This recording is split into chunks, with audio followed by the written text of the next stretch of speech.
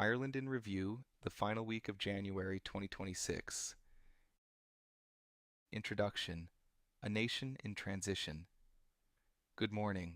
As we look back at the final stretch of January 2026, we see a nation navigating a unique intersection of heritage and high-stakes modernization.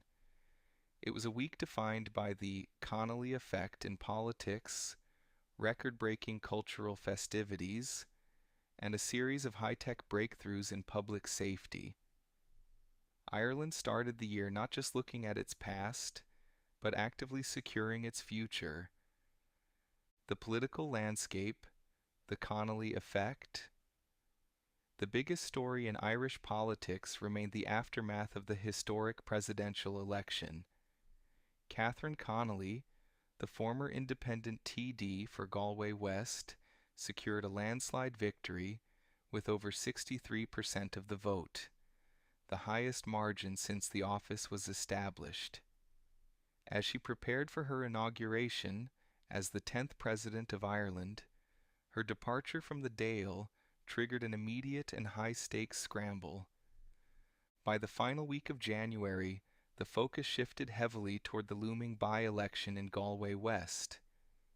We saw the emergence of a strategic movement often called Tón na Clé, or the left wave. Government parties began debating whether to run joint candidates to counter a newly unified opposition. This wasn't just a local race, it was seen as a litmus test for the next general election, as parties like Sinn Féin, the Social Democrats, and Labour tested the waters of a vote left, transfer left pact.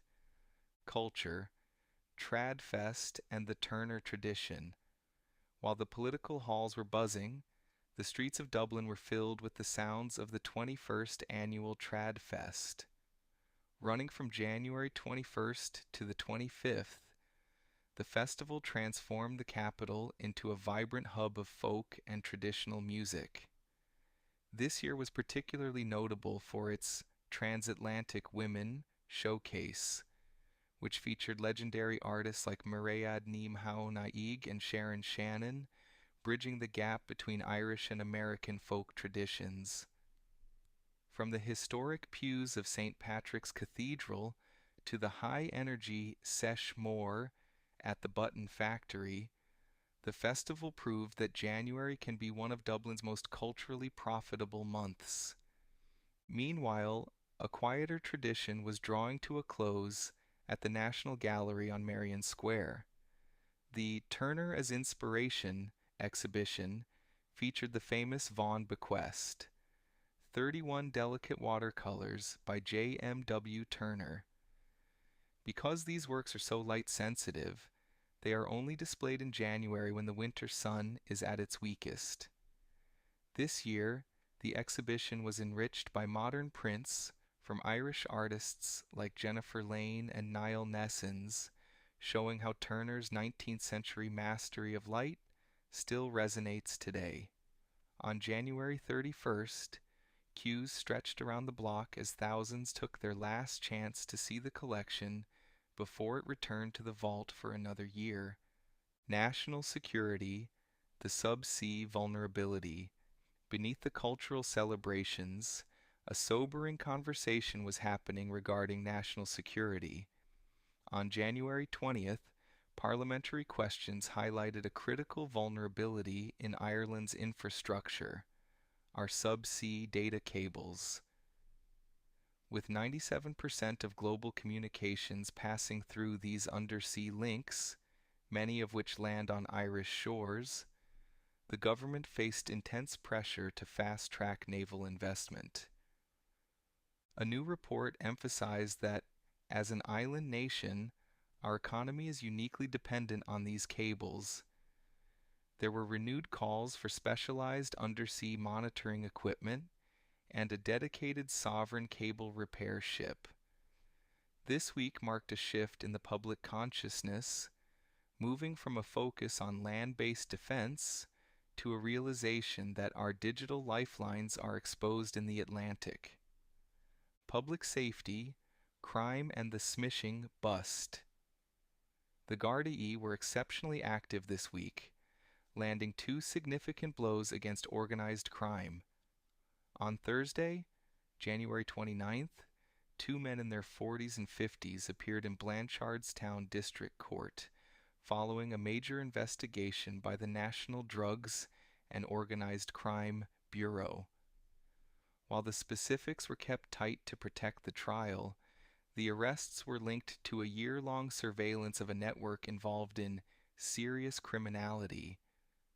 Simultaneously, the specialized cybercrime unit dismantled a massive smishing ring.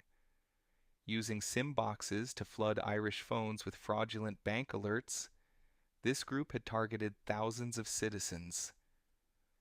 The late January raids in the Greater Dublin area prevented an estimated €2.1 million in losses. It was a highly technical win for the Gardaí, significantly lowering the volume of scam texts reported by the public by the end of the month. Healthcare, the Sláintecare deadline. In the healthcare sector, the government set a firm line on the public-only consultant contract. The Minister for Health reinforced a strict 2026 deadline to end private practice within public hospitals. The goal, rooted in the Sláintecare vision, is to ensure that public hospitals are exclusively for the treatment of public patients. However, the week closed with a divided medical community. While the government highlighted improved weekend discharge rates as a sign of success, unions warned of a potential brain drain. The concern remains that without the option for private work, Ireland's top specialists might be lured away to more lucrative markets in the UK or Australia. It's a transition that will define the Irish health system for the decade to come. Sports. Success in the UAE. On the sporting front, the Irish men's cricket team gave us plenty to cheer about.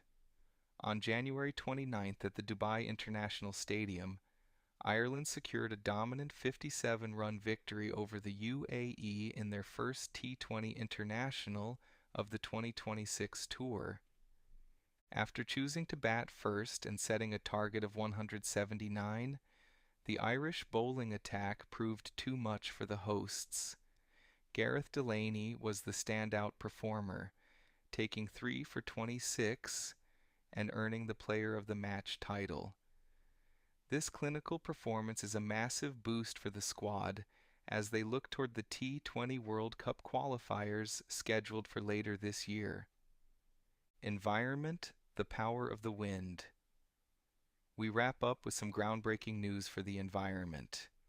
While the late January weather was typically gray and stormy, it proved to be a boon for our energy sector.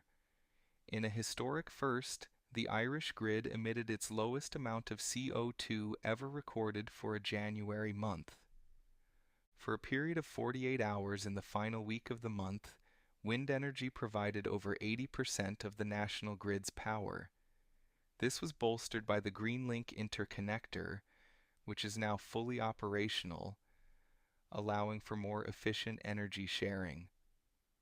For the first time, fossil fuels fell below 50% of the total monthly demand in a January, proving that the infrastructure is finally catching up to Ireland's ambitious 2030 renewable targets. Conclusion. From the quiet beauty of a Turner watercolor to the high-tech battle against cybercrime and the roar of wind turbines on the Atlantic coast, the final week of January 2026 was a snapshot of a nation in motion.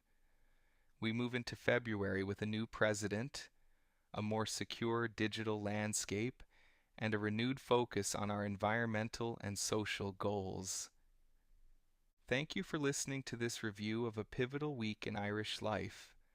What do you think was the most significant event of the month? Let us know in the comments.